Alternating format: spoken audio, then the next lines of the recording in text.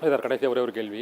இந்த மின்னணு வாக்குப்பதிவு இயந்திரங்கள் மற்றும் இந்த விவிபேட் அந்த ஒப்புகைச் சீட்டு தொடர்பாக வந்து பல்வேறு விதமான சர்ச்சைகள் மற்றும் பல்வேறு விதமான ஆலோசனைகள் தொடர்ந்து அது முன்வைக்கப்பட்டு கொண்டே இருக்கின்றன. ஆனால் உங்களோட நிலைப்பாடு என்ன சார்? அது மின்னணு வாக்குப்பதிவு இயந்திரங்களே முழுமையாக பயன்படுத்தலாம் அல்லது வாக்குச்சீட்டு பயன்படுத்தலாம் என்ன நினைக்கிறீங்க? நான் திராவிட முன்னேற்ற கழகத்தின் சார்பில் சென்னை உயர்நீதிமன்றத்தில் வழக்கு தொடர்ந்திருக்கிறேன்.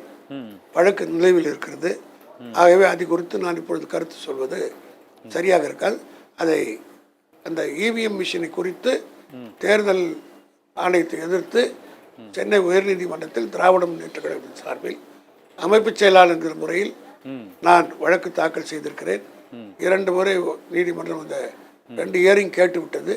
இன்னும் இறுதி முடிவு அறிவிக்கப்படவில்லை.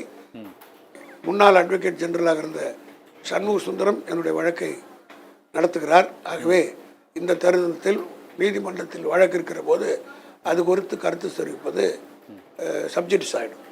Okay sir.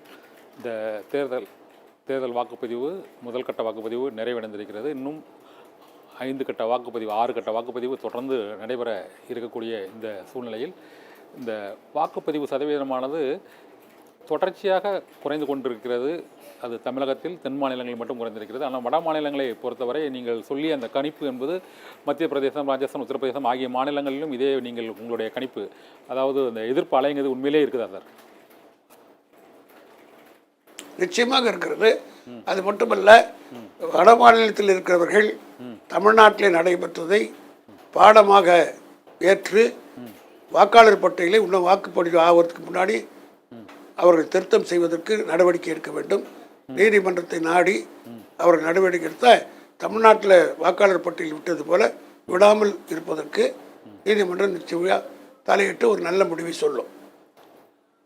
ஆக இந்த இறுதி முடிவு வர்றதுக்குள்ளாக இதை தமிழ்நாட்டில் நடந்தது போல் நடக்கக்கூடாதுன்றதை மற்ற மாநிலத்தில் இருக்கவங்க ஒரு பாடமாக ஏற்று செயல்பட்டால் நல்லாயிருக்கும். நன்றி சார்.